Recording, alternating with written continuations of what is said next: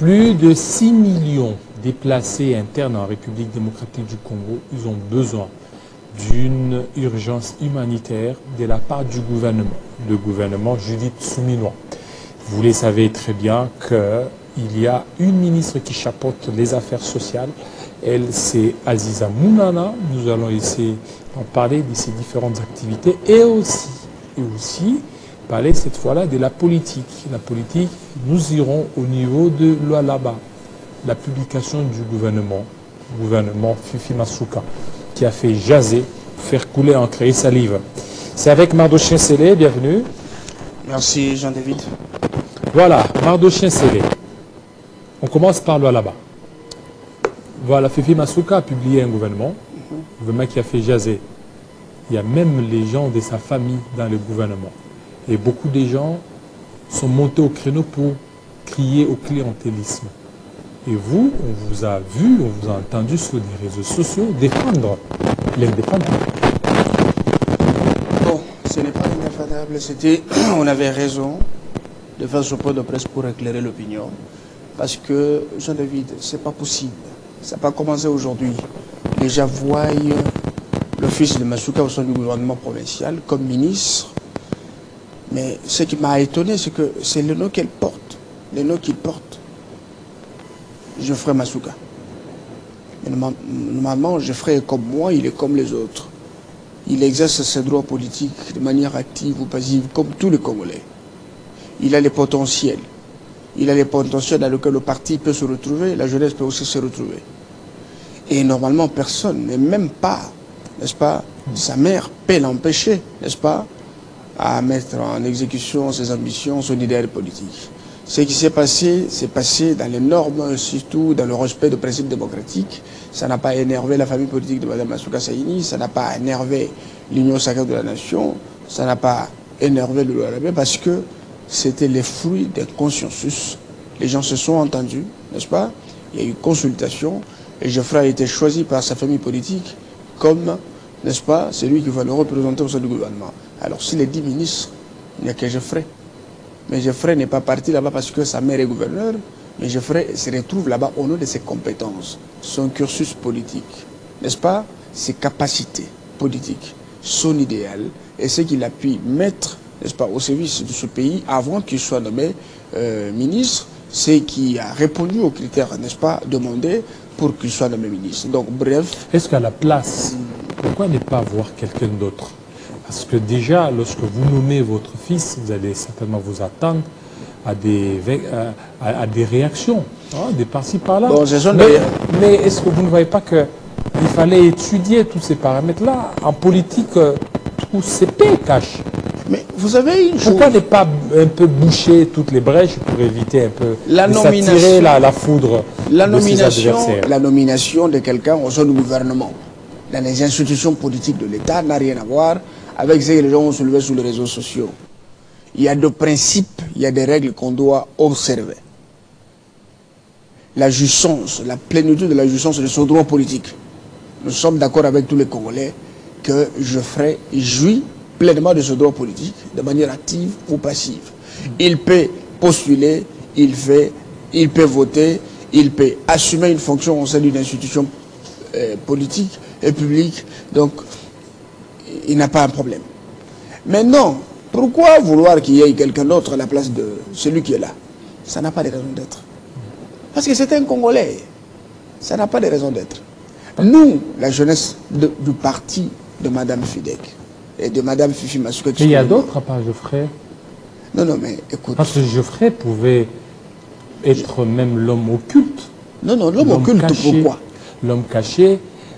Que de l'afficher comme ça. Est-ce que ça sera le même traitement qui se fera envers tous les nouveaux élus ou les nouveaux nommés? C'est là où je ne suis pas d'accord avec tout ce qui essaye de parler de ces situations, de ces dossiers. La casquette de Mme Fifi Masuka Saïni comme gouverneur de province et de l'autre côté comme la mère biologique de Geoffrey ne peut en aucun cas restreindre l'exercice de ses droits. Ça ne se fait pas, ça ne se ferait pas, ça n'a pas de sens. N'est-ce pas? Il a convaincu. Il a été ce qu'il a été dans le passé. Il a assumé des fonctions au sein des institutions comme directeur de cabinet, ainsi de suite. Il était candidat malheureux. Et aujourd'hui, député national, n'est-ce pas? Et en lui, il y a des valeurs cardinales, n'est-ce pas? Il y a des potentiels qui peuvent faire valoir à ce poste. Et c'est au nom de ça qu'il a été choisi comme candidat et nommé ministre. C'est tout. On ne peut même pas en faire un commentaire. On reprochera aussi à Fifi Masuka d'avoir nommé, pas seulement Geoffrey, mais beaucoup de membres de sa famille biologique, je sais pas si dans les institutions et presque partout. Non, non. Vous savez, dans beaucoup de coins stratégiques, il aurait mis les gens de sa famille biologique. Bon, moi je vais être un peu direct. Combien de membres de sa famille? Parce que les gens parlent, ils essaient de véhiculer les mensonges sur les réseaux sociaux, ils n'ont pas la maîtrise de la vérité. Membre de la famille, c'est qui? Madame Masuka a nommé sa fille, n'est-ce pas, comme son assistante principale. Où serait le mal? Parce qu'à ces postes, à l'époque, il y a des jurisprudences partout. N'est-ce pas? Et la fille qui a été nommée assistante principale, ce n'est pas une parvenue, ce n'est pas une coquille vide. Elle vient de venir aux États-Unis, elle a un background, elle a un cursus académique propre, et très important. Elle va faire valoir ses compétences à ses postes. Elle va travailler. Elle n'est pas là au nom de la famille, c'est au nom de ses compétences. Parce que si elle était illettrée, elle ne devrait pas être assistante. Ça, c'est un. Et puis de deux, qui autre? Parce qu'il devait soulever la question avec Carole. Carole est là à ses postes. Il y a des années. Et elle a fait des miracles à ses postes. N'est-ce pas? Là où il y avait des coulages fiscaux, là où il y avait beaucoup de choses qui s'est passées, et puis on n'avait même pas l'idée, l'argent était tracé où, ça allait où. Il y a même ses oncles qui seraient même au niveau du Sénat, il y a d'autres au niveau de l'Assemblée nationale. Non, moi je n'ai pas vu. Moi je n'ai pas vu son oncle au niveau du Sénat. Mais laissez-moi vous dire une chose. Masuka s'est battu comme tous les autres. Elle n'a pas la première, n'est-ce pas, à être élue député national, député provincial et sénateur. Ils sont nombreux, même dans l'une des presses, dans d'autres partis, il ne faut pas citer le nom des gens. Ils sont là. Pourquoi ne pas parler d'eux, parler seulement de Masuka? Vous voyez que c'était un acharnement qui n'a pas commencé aujourd'hui. Mais je révèle aux gens que la même équipe qui a critiqué Masuka dans le passé, qu'elle était incompétente. Ils n'ont pas trouvé d'argument pour continuer leurs bêtises. Aujourd'hui, ils trouvent une occasion de dire, voilà, comment est-ce que le peuple se ferait? Il n'y a pas une incompatibilité. Tout est réglementé par les lois et Masuka respecte la loi, respecte le loi, respecte la constitution, respecte tout ce qui réglemente les élections, la gouvernance, ainsi de suite. Donc, il n'y a pas de raison, n'est-ce pas, fondée à vouloir remettre en cause la nomination de son fils au sein du gouvernement. Mais je voudrais seulement dire brièvement que son fils ne se retrouve pas au nom de sa mère. Pas? Alors il se retrouve au nom de... Il se retrouve au nom de ses compétences, les potentiels qu'il a, n'est-ce pas? Son cursus politique, son cursus académique. Vous êtes président de la Ligue des Jeunes.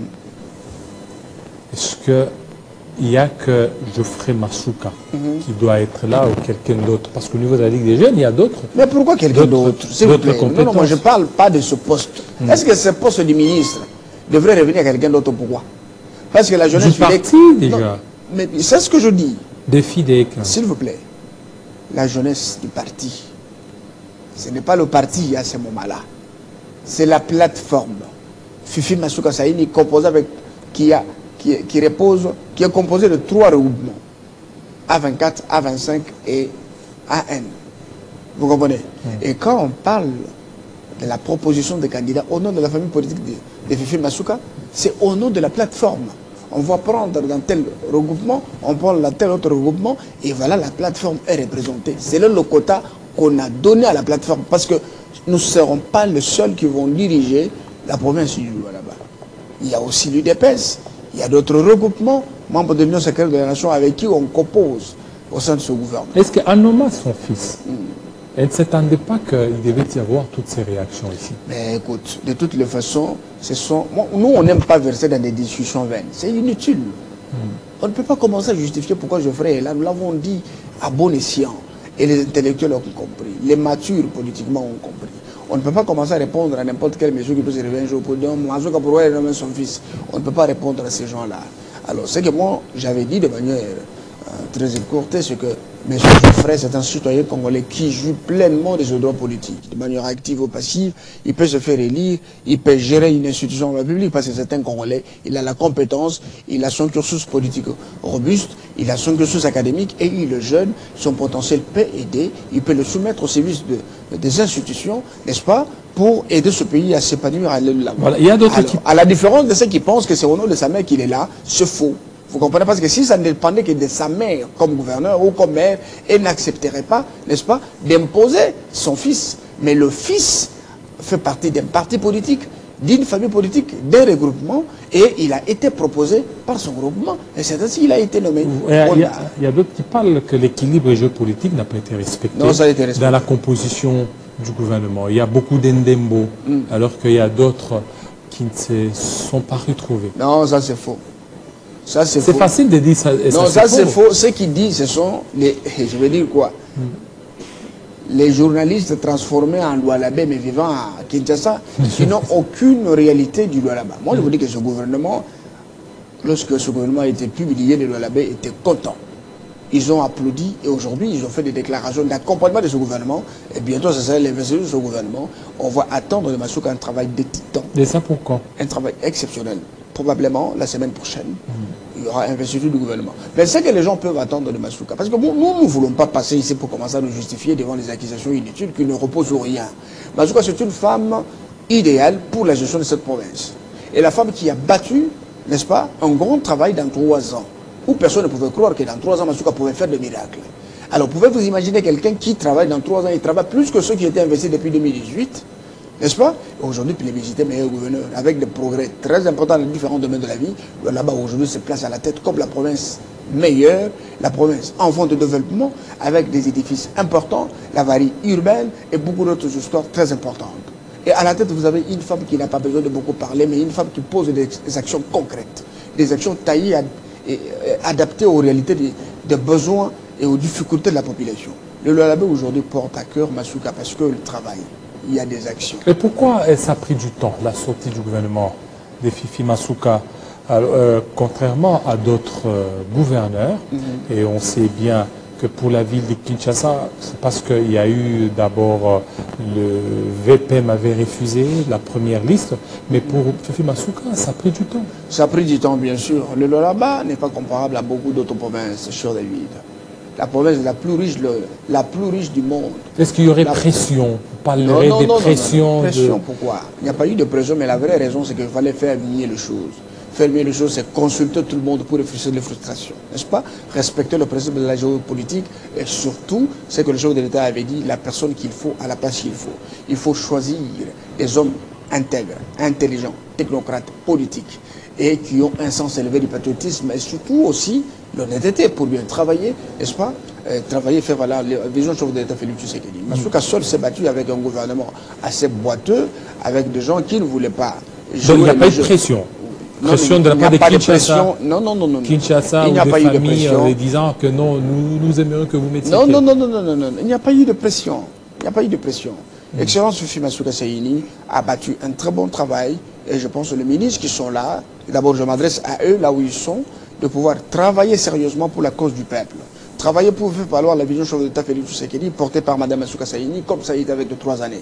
Alors aujourd'hui, nous attendons la multiplication de ces actions, par 3, par 4, pourquoi pas par 5, par 10, pour que normalement, si le Lualaba peut nous amener plus loin, ce serait un exemple et puis une cause de motivation pour les autres provinces. Alors, la deuxième partie, c'est les déplacés internes avec Aziza Mounana, qui continue certainement à faire un travail des titans depuis qu'elle est là. On sent que parmi les ministres, les noms les plus cités, il y a aussi les noms d'Aziza Mounana. Oui, Excellence Nathalie Aziza Mounana, notre ministre des Affaires sociales, Action humanitaire. C'est une fierté pour votre parti politique? C'est une grande fierté. Et puis Nathalie Aziza Mounana, c'est une valeur ajoutée pour mon parti. Vous comprenez? Parce que vous avez une dame avec une expertise, n'est-ce pas, avérée dans le domaine social, dans le domaine humanitaire. Une femme est reconnue mondialement, reconnue aussi au niveau national. Elle a obtenu beaucoup de titres d'honneur, n'est-ce pas, par rapport au travail qu'elle a abattu dans le domaine social. Aujourd'hui, elle est à la tête d'un grand ministère, n'est-ce pas? 36 ans d'expertise, 36 ans d'expérience. Et vous voyez, avec tout ce qu'elle a comme vision, une vision qui corrobore d'abord avec, les priorités du chef de l'État, domaine humanitaire et social, vous avez vu le travail qu'elle a fait au bout de trois mois. D'abord, on n'a pas encore totalisé 3 mois, mais on en a inspire confiance. Est-ce que les 36 ans aujourd'hui, ça se justifie par ce qu'elle pose comme acte? Mais ça se justifie par les actes. Vous comprenez? Elle a aidé dans beaucoup de choses. Elle a produit des gens, elle a produit beaucoup de gens dans les différents domaines de la vie. Et aujourd'hui, le bilan qu'elle a à la tête des Calix Mounana, sa fondation, n'est-ce pas, qui intervient dans le domaine social et humanitaire, aujourd'hui, elle est ministre de tutelle, elle sait comment nous amener, n'est-ce pas, vers le concret.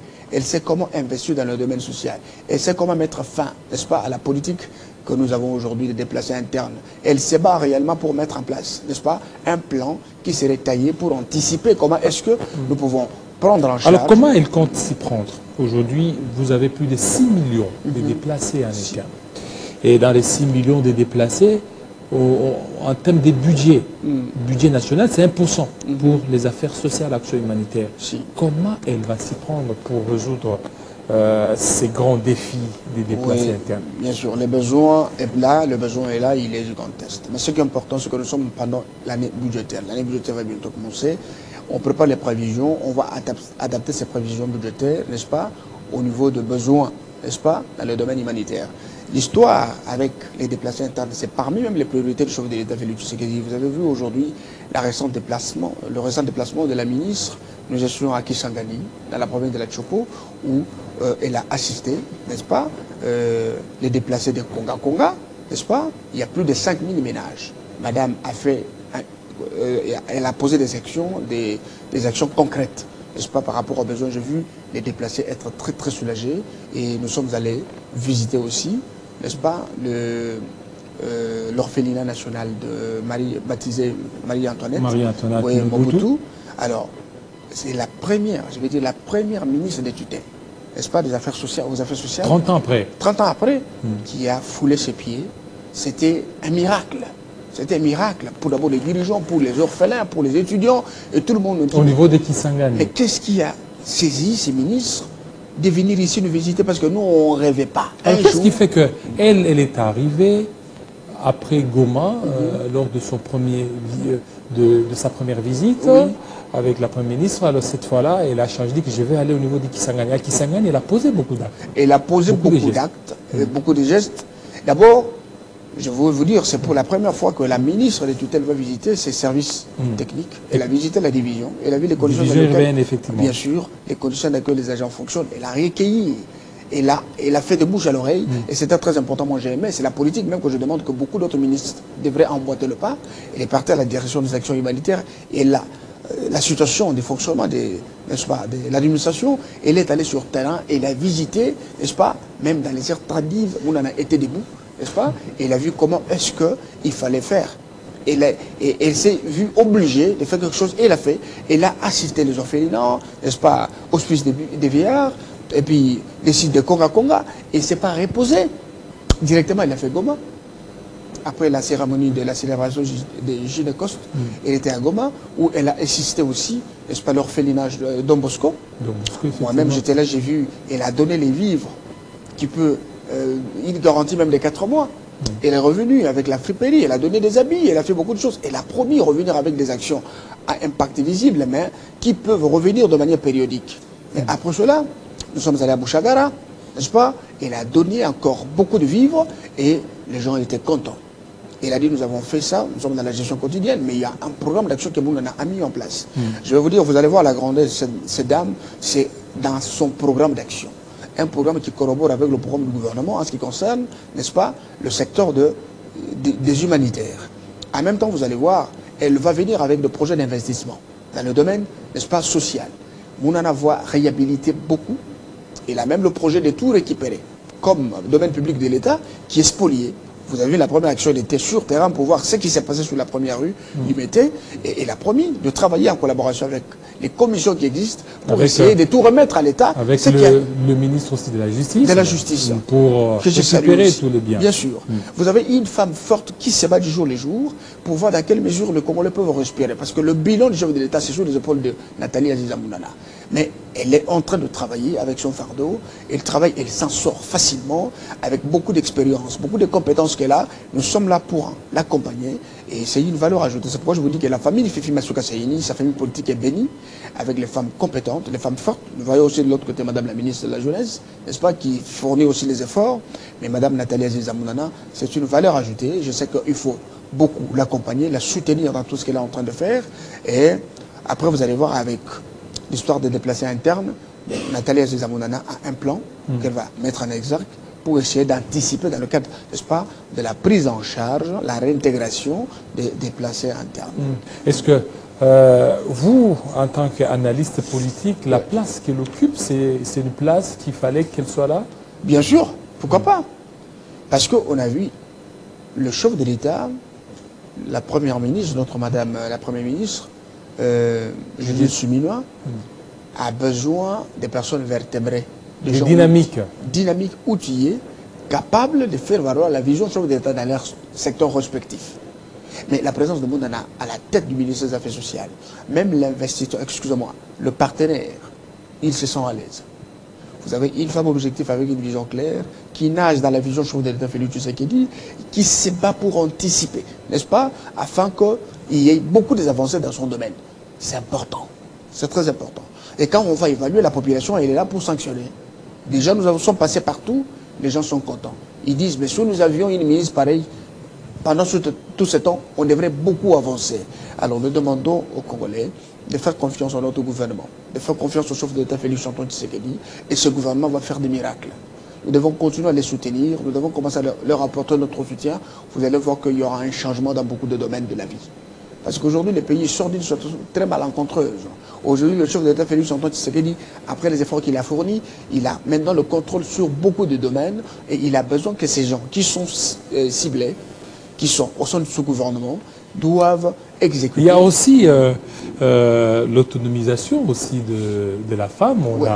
On l'a vu au niveau de Kanketele.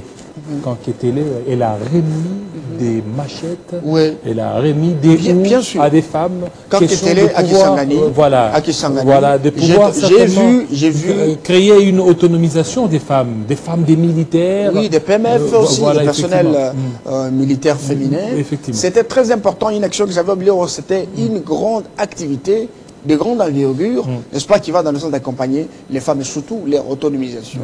J'ai vu Madame la ministre Nathalie Aziza Mounana, n'est-ce pas, qui a donné des machettes pour permettre à la femme de s'auto-prendre en charge. La femme. La femme. Parce qu'elle a trouvé que la femme, chaque fois, elle est un peu sous-estimée. Il faut qu'elle se prenne... J'aimais plus son discours parce qu'elle a plus motivé les femmes à bien faire et faire mieux, sortir de leur réserve, sortir de leur torpeur, prouver de quoi est-ce qu'elles sont capables, parce qu'elles peuvent le faire. Elle a même dit, les hommes ne sont pas fatigués. Et les hommes ne sont pas faibles, mais les hommes sont forts, mais un peu fatigués, nous devons leur apporter leur soutien. Un message très fort. J'ai vu dans le visage de beaucoup de femmes prendre des décisions, n'est-ce pas, d'emboîter le pas. Et je sais que ce n'est pas la première fois, elle pourra le faire partout. Elle se bat pour que la femme sorte de la réserve, la femme abandonne les complexes, que la femme revête une casquette, n'est-ce pas, de compétences pour prouver à la fin du monde que nous sommes capables de mieux faire. Parce que si aujourd'hui vous avez Nathalie Aziza Mounana comme ministre, vous avez Madame Judith Suminwa comme Premier ministre, vous avez Fifi Masuka qui est aujourd'hui la chouchou, n'est-ce pas, au sein du gouvernement, un modèle de la bonne gouvernance, c'est une fierté. Pourquoi les femmes ne peuvent pas emboîter le pas? J'ai aimé la campagne de Madame Nathalie Aziza Mounana dans le cadre de l'autonomisation de la femme. Elle est en train de booster les femmes qui ont des visions. Et on parle de plus en plus d'elle. Et il y a des gens avec qui on parlait, ils ont dit, depuis qu'elle est là, contrairement à ses prédécesseurs, elle est présente, on la sent, elle répond positivement. Elle n'est pas dans des promesses inutiles. Elle n'est pas dans la légèreté. Mounana a de l'épaisseur dans ce qu'elle fait. Elle vise l'excellence. Elle a la grandeur, la supériorité dans ce qu'elle dit. Elle adapte tout à la volonté du chef de l'État, à ce que le chef de l'État veut. Parce que la vision sur le plan social et humanitaire pour le président public, c'est grand. Mais la concrétisation, ça va être une femme qui a l'expérience. Elle sait comment est-ce qu'elle peut s'y prendre. Déjà avec les actions d'entrée de jeu, c'est très important. Mais je sais quand on parle d'elle, on ne parle pas d'elle pour embaucher de pain. Il y a les contenus dans toutes les actions qu'elle fait. C'est important et le chef de l'État peut mettre ça dans sa... On l'a vu à Kisangani parce que les images ont été plusieurs fois diffusées ici chez nous. À Kisangani, remettre des lampadaires aux étudiants, l'orphelinat. Bien sûr. Vous savez que l'orphelinat, là, c'est un bijou de 16 hectares. Délaissé comme ça. Délaissé comme ça. Et c'était devenu un truc, c'est comme une porcherie, excusez-moi, permettez-moi le terme. Elle a eu le temps d'entrer même dans des milieux. Moi, j'ai vu la ministre entrer dans des milieux, je me dis, mais elle a l'amour, n'est-ce pas, de ces jeunes. Elle a remis, parce que vous savez, toutefois, on était en train de menacer, comment est-ce qu'on pouvait spolier, n'est-ce pas, cet espace. Et de l'autre côté, nous avons vu les gens en train d'exploiter les sables, n'est-ce pas, ça demandait l'autorisation, ainsi de suite. Elle a dit, bon, tout de suite, pour commencer d'abord à lutter contre cette insécurité et à encourager les jeunes étudiants qui ont pris l'engagement de sécuriser cet édifice, alors, je mets à votre disposition panneaux solaires photovoltaïques nouvelle génération pour vous permettre d'éclairer l'espace et vous serez en mesure de vivre dans de bonnes conditions. Après, elle est revenue encore, n'est-ce pas, pour les enfants qui devraient commencer l'école, les orphelins. J'ai vu les enfants l'accueillir avec joie. Madame Mounana a remis, n'est-ce pas, les kits, l'espace scolaire aux enfants. C'était une grande joie. 30 ans après.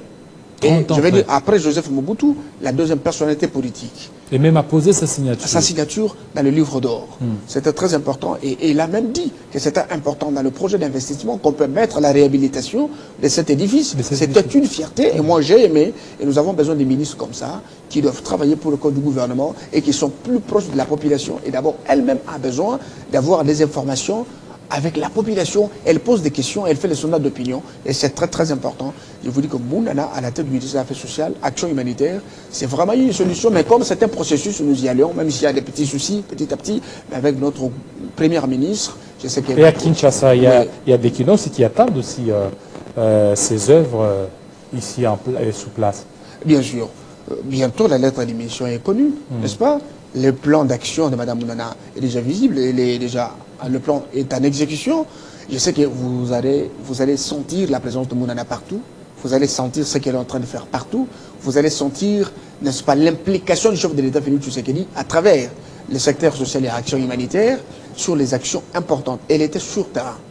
Tout ce que vous êtes en train de voir à la télé, bien sûr, elle était sur terrain, excusez-moi, et elle a posé des questions et elle a répondu. Même si elle ne peut pas tout faire, parce qu'elle est très sincère, parce que nous avons besoin des ministres honnêtes, pas des politiques. Chacun va faire sa part. Bien sûr, je vais faire ma part, je vais faire ce qui relève de mes compétences, je vais faire de tout ce qui est dans mon pouvoir pour que le chef de l'État soit remarquable, visible dans les interventions humanitaires, dans les souffrances que présentent les déplacés internes, n'est-ce pas, les catastrophes naturelles, les victimes et les vulnérables en général. Mais je voudrais aussi ajouter un point, que Mounana n'est pas loin avec les femmes veuves des militaires. N'est-ce pas? Vous savez, aujourd'hui, pour reconnaître les statuts d'une femme militaire, c'est un problème. Il a commencé par Kankokolo, une grande activité a recueilli le besoin. Ici à Kinshasa. Ah oui. Kankokolo, effectivement. Bien sûr. Elle était à Kisangani avec les veuves militaires, veuves des militaires, et partout. Et aujourd'hui, vous êtes en train de voir, elle est en train de répondre. Et répondre pour vous dire, au lieu de commencer à pleurnicher, commencer à demander de l'aide à tout moment, et restez, soyez à mesure de vous prendre en charge. Je vous donne les outils, je vous donne ce qui est nécessaire, faites le premier pas, et moi je veux venir pour vous apporter encore plus de l'aide. Donc c'est ça, avec les interventions humanitaires, le domaine social. Nous avons quand même à espérer que nous avons une femme, n'est-ce pas, pétrie d'expérience, n'est-ce pas, l'incarnation des valeurs cardinales, capable de faire valoir la vision de l'État, le domaine social et le domaine humanitaire. Pourquoi pas aussi la solidarité nationale. Voilà, merci beaucoup Mardoché Sélé, surtout de votre passage. Cette fois-ci, on va parler un peu de sport tout de suite.